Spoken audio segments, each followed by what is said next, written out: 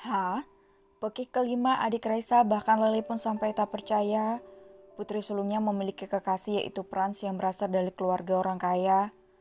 Kamu yakin nak? Ibu merasa Tuan Frans derajatnya terlalu tinggi di atas kita, Ibu Leli. Raisa juga mengatakan hal yang sama pada Frans, tapi Frans malah tidak suka saat dirinya menolak hanya karena perbedaan si kaya dan si miskin. Raisa juga menjelaskan Pipi dan Sila bukan orang kaya raya, tapi Jessie dan Ramon sangat menyayangi mereka. Raisa juga mengatakan bahwa Frans ingin perempuan yang mencintainya dengan tulus hingga mau meninggalkan karir demi cinta, sementara mantan kekasihnya Frans dulu malah memilih karir. Pada akhirnya Frans memutuskan mantannya, alasannya karena LDR, tapi nyatanya mantan Frans tidak terlalu memikirkan Frans yang minta putus seolah Frans hanya bercanda supaya mantannya pulang. Kakak benar juga, Ma. Jika Rijo jadi abang bos pasti lebih memilih Kak Raisa. Kenapa harus memilih perempuan yang berkarir? Bukankah Rijo mendirikan perusahaan supaya banyak uang? Rijo bisa membiayai kehidupan perempuan yang telah Rijo pilih. Artinya abang bos sangat pintar? Terlalu pintar, sahut Ramon. Jenius dan bisa menilai berlian dalam diri Kak Raisa, bahkan mengatakan kasta bukan apa-apa. Rumini juga mau punya pacar seperti abang bos. Rumini terlihat senang. Apa abang bos melakukan sesuatu pada kakak? Tanya Rijo. Tidak, Tuan Frans pria yang sopan, jawab Raisa. Kakak selamat ya. Kakak harus mencintai abang bos dengan baik. Buktikan padanya kalau abang bos tidak salah menyukai kakak. Rayola memeluk kakaknya dengan senang bahkan sampai terharu. Merasa kebahagiaan kakaknya sudah terlihat. Leli pun mengucapkan selamat. 2 hari berikutnya, Raisa membuat 2 kotak bekal makan siang. Ia membuat untuk dirinya juga sang pacar. Raisa berlari riang keluar rumahnya tapi terhenti melihat sebuah mobil dan keluarlah seorang supir. Nona, saya jemputan Tuan Muda Frans. Tuan Frans, kenapa menjemputku? Tanya Raisa bingung. Raisa merasa curiga sebab mobil itu bukan milik pacarnya atau milik keluarga Frans. Maaf ya, aku ada ketinggalan sesuatu. Raisa berbalik masuk ke rumahnya dan berlari ke kamarnya. Ibu Leli sampai bertanya tapi Raisa hanya mengatakan mengambil barang yang ketinggalan. Raisa menghubungi Frans yang langsung diangkat oleh Frans. Mas, panggil Raisa. Sahut Frans. Apa Mas meminta supir menjemputku? Tanya Raisa. Tidak, kenapa? Apa kamu mau aku jemput? Tanya Frans. Di sini ada mobil dan supirnya mengatakan Mas yang menjemputku, kata Raisa. Oh, dia berani menggunakan namaku. Lari sayang, aku tidak pernah meminta orang menjemputmu. Raisa pun mematikan panggilannya namun tersadar akan sesuatu. Sayang, beo Raisa. Raisa menggeleng-geleng kepalanya untuk menyadarkan diri. Ia terpaksa berangkat kerja lewat pintu belakang hingga Ibu Leli bertanya-tanya, tapi Raisa hanya meminta Leli untuk tidak berbicara dengan suara keras. Raisa telah merasa aman di dalam angkot. Leganya, siapa itu? Kenapa bawa nama pacarku? Gumam Raisa lalu tersadar menutup mulutnya dan tersenyum malu. Sadar Raisa, sadar. Tuan Frans bisa ilfil padamu nanti.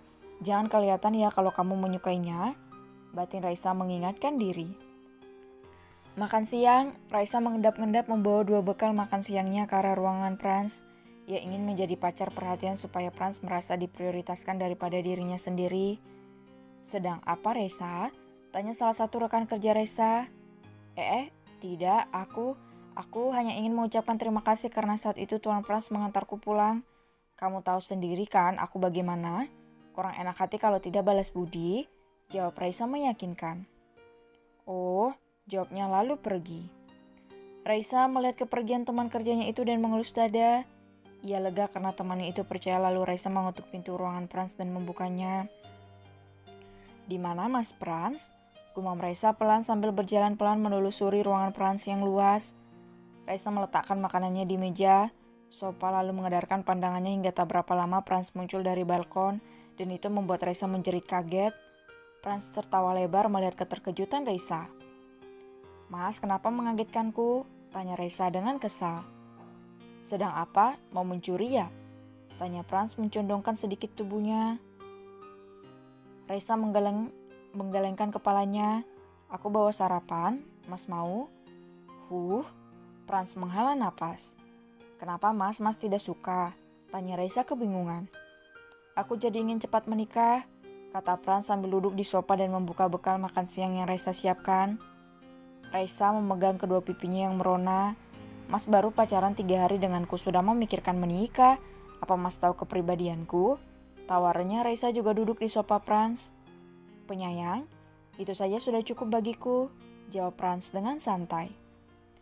Raisa pun tak bisa berkata-kata, lalu Franz menanyakan ciri-ciri mobil yang menjemputnya, dan Raisa menjawab sampai mengatakan plat mobilnya. Franz bisa menebak kalau mobil itu milik Arga. Sudah aku bilang Arga tertarik padamu, jawab Franz. Tapi bagaimana bisa Mas? Aku tidak pernah bertemu dengannya selain acara malam itu, jawab Raisa. Mungkin saja kamu begitu asik makan kue dan dia melihatmu tersenyum, apalagi lesung pipimu ini, pria manapun akan jatuh cinta padamu. Franz menusuk pipi Raisa. Raisa menjatuhkan rahangnya. Adik-adiknya Raisa memang selalu mengatakan kalau senyum Raisa sangat cantik, apalagi lesung pipinya.